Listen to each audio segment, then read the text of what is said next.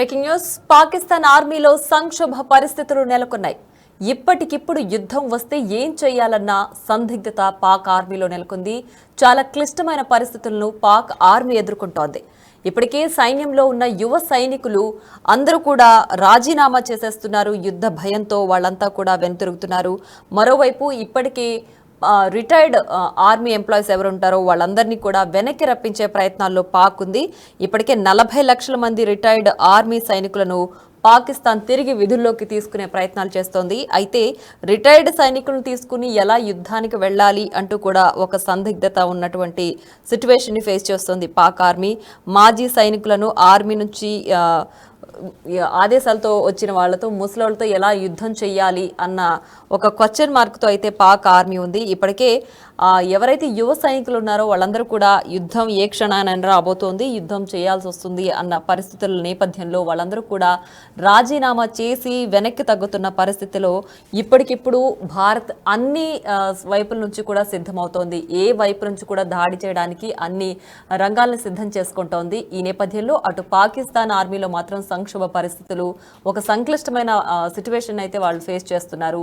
ఇప్పటికిప్పుడు ఎవరైతే రిటైర్డ్ ఉంటారో వాళ్ళని విధుల్లోకి తీసుకుని వాళ్లతో యుద్ధం చేయాలి అన్న ఒక ప్రణాళిక కూడా పాకిస్తాన్ రచిస్తోన్నట్లు తెలుస్తోంది. అయితే అసలు వీళ్ళతో ఎలాంటి యుద్ధ వాతావరణం తీసుకురాబోతోంది, ఎలా భారత్ ఏవేవి ప్రణాళికలు రచించబోతున్నారో వాటన్నిటిని కూడా ఇలా రిటైర్డ్ ఆర్మీ ఎంప్లాయీస్తో ఏ విధమైన యుద్ధం చేయబోతోంది అన్న విషయాలు కూడా మనం చూడాల్సి ఉంది. అయితే దీనికి సంబంధించి పూర్తి డీటెయిల్స్ అందించడానికి మా ప్రతినిధి శివ ఉన్నారు. శివ అందిస్తారు. శివ, చెప్పండి, ఇప్పటికే పాక్ ఆర్మీలో అటు యువ సైనికులు ఎవరున్నారో వాళ్ళందరూ కూడా రిజైన్ చేస్తున్న పరిస్థితి. యుద్ధం ఎప్పుడైనా రావచ్చు. అలాగే భారత్ ఓవైపు అన్ని దళాలను సిద్ధం చేసుకుంటున్న నేపథ్యంలో ఓవైపు పాక్లో మాత్రం ఉన్న సైనికులు కూడా వెనక్కి వెళ్ళిపోతున్నారు. సో పాక్ ఎలాంటి ప్రణాళికలతో ముందుకు రాబోతోంది? రైట్ ప్రియా, భారత త్రివిధ దళాలు యుద్ధానికి సిద్ధమవుతుంటే ఇటు పాక్ ఆర్మీలో మాత్రం సంక్షోభం కొనసాగుతున్న పరిస్థితి కనిపిస్తుంది. యుద్ధానికి దూరం అవుతూ కూడా కొంతమంది యువ సైన్యం అంతా కూడా రాజీనామాలు చేస్తున్నారు. వేరే గత్యంతరం లేక రిటైర్డ్ ఎంప్లాయీస్ ఎవరైతే ఉన్నారో, ఉద్యోగులు, రిటైర్డ్ ఆర్మీ సైన్యం ఎవరైతే ఉన్నారో వారందరూ కూడా మళ్ళీ తిరిగి విధుల్లోకి చేరాలంటూ కూడా ఆర్మీ చీఫ్ అలాగే ప్రభుత్వం ఆదేశాలు జారీ చేసే నేపథ్యంలో వారందరినీ కూడా త్వరితగతిన వచ్చి జాయినింగ్ కావాలంటూ కూడా తెలిపారు. ఇక దానికి సంబంధించి ప్రధానంగా 40 లక్షల మంది రిటైర్డ్ ఆర్మీ సైనికులు ఉన్నారు. వారు మరి ఈ 40 లక్షల మందిలో ఎంతమంది విధుల్లో చేరడానికి సుముఖత వ్యక్తం చేస్తారు, ఎంతమంది వెనకడుగు వేస్తారు, వచ్చిన తర్వాత వారందరూ కూడా యుద్ధం చేయడానికి ఫిట్గా ఉంటారా లేదని కూడా చూడాల్సి ఉంది. ఒకవేళ వచ్చిన తర్వాత వారందరూ కూడా ఆయుధాలు కూడా సిద్ధం చేసుకోవాలంటూ కూడా ఆర్మీ చీఫ్ అలాగే పాకిస్తాన్ ప్రభుత్వం వారందరికీ కూడా ఆదేశాలు జారీ చేసింది. త్వరగా రావాలి, ఏ సమయంలోనైనా యుద్ధం రావచ్చు. ఈ నేపథ్యంలోనే భారత్ అంతా కూడా సంసిద్ధంగా ఉంది. త్రివిధ దళాలను కూడా సంసిద్ధంగా ఉన్నాయి. కాబట్టి ఇటు పాకిస్తాన్ సైన్యం కూడా ఆయుధాలను సిద్ధం చేసుకోవాలి.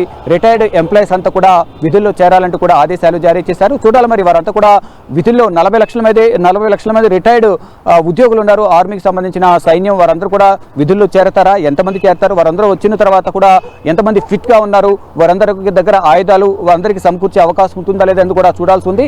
మరోవైపు యువ సైనికులు యుద్ధం భయంతో యువ సైన్యం ఏదైతుందో పాకిస్తాన్కి సంబంధించి వారందరూ ఇప్పటికే చాలా మంది 1000కి పైగా దాదాపు 1200 మందికి పైగా కూడా సైనికులు రాజీనామా చేశారు. దాదాపు 250 పైగా ఆర్మీ మేజర్లు కూడా రాజీనామా చేసిన పరిస్థితి కనిపిస్తోంది. ఈ సమయంలో కొత్తగా ఎవరైతే రిటైర్డ్ అయ్యారో వారిని తీసుకొచ్చి భారత్తో యుద్ధం చేయడం ద్వారా అది ఎంతవరకు సక్సెస్ అవుతాము అంటే రిటైర్డ్ అయిన తర్వాత వారు చాలా సంవత్సరాల తర్వాత రిటైర్డ్ అయ్యి మళ్ళీ విధుల్లోకి వచ్చిన తర్వాత వారికి ఈ ఆర్మీకి సంబంధించిన కాల్పులకు సంబంధించిన యుద్ధంలో పాల్గొనడం అనేది అది ఎంతవరకు వారికి కరెక్ట్, ఎంతవరకు ఉపయోగకరంగా ఉంటుంది పాకిస్తాన్కు అనేది కూడా మరొకసారి ఆలోచించాలి అనేది కూడా కొంతమంది సీనియర్లు, విశ్లేషకులు, రాజకీయ విశ్లేషకులు కూడా పాక్ ప్రభుత్వానికి కొన్ని సూచనలు చేస్తున్నారు. మరోవైపు పాకిస్తాన్లో ఉన్న ప్రతిపక్ష పార్టీ మాత్రం యుద్ధానికి సహకరించడం లేదనే ప్రచారం జరుగుతుంది. దానికి సంబంధించి ఇప్పటికే ప్రతిపక్ష పార్టీలతో పాక్ ప్రధానమంత్రి పలుమార్లు చర్చలు జరిపారు. రక్షణ మంత్రి కానీ అక్కడున్న రైల్వే శాఖ మంత్రి, ఇతర సీనియర్ నేతలందరూ కూడా ప్రతిపక్ష పార్టీలతో అందరితో కూడా చర్చలు జరిపినప్పటికీ భారత్తో యుద్ధం చేసి గెలవడం కష్టం అనే అభిప్రాయాన్ని వారందరూ కూడా వ్యక్తం చేసినట్టుగా కూడా తెలుస్తుంది. దానిలో భాగంగానే సైన్యం కూడా వెనకడుగు వేస్తూ అందరూ రాజీనామా చేస్తున్నారు.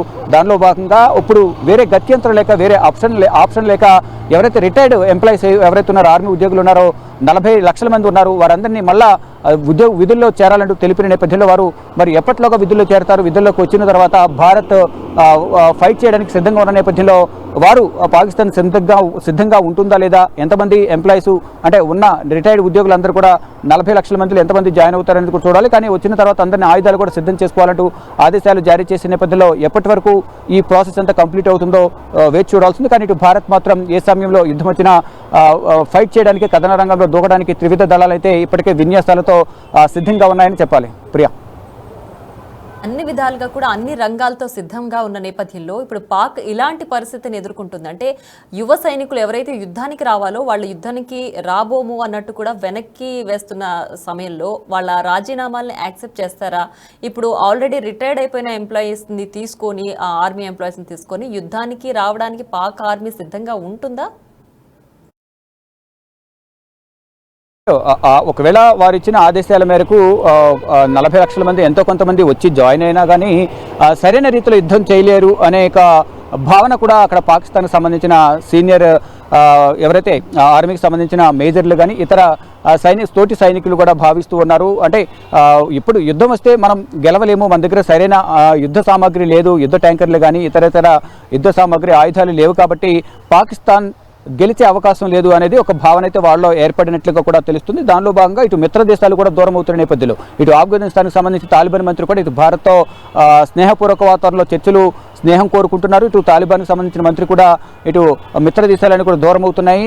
ఈ విధంగా వ్యవహరించడం, ఉగ్రవాద స్థావరాలు ఏర్పరిచి శిక్షణ ఇవ్వడం అనేది కరెక్ట్ కాదని కూడా అతను కూడా అభిప్రాయం వ్యక్తం చేసినట్టు కూడా తెలుస్తుంది. దీని నేపథ్యంలోనే ఒకవైపు అంతర్యుద్ధం, మరోవైపు ఆర్మీ సైనికులు వెనకడుగు వేయడం, మరోవైపు మిత్ర దేశమైన ఆఫ్ఘనిస్తాన్ కూడా దూరం అవుతున్న నేపథ్యంలో ఇప్పుడు ఏం చేయాలో తెలియని పాలుపోని స్థితిలో పాకిస్తాన్ ఉంది. పాకిస్తాన్ ఆర్మీ కూడా ప్రజెంట్ గడ్డు పరిస్థితిని ఎదుర్కొంటుంది. ఈ నేపథ్యంలోనే వేరే ఆప్షన్ లేక రిటైర్డ్ ఉద్యోగులను మళ్ళా విధుల్లో చేరాలంటూ కూడా ఆదేశాలు ఇచ్చారు.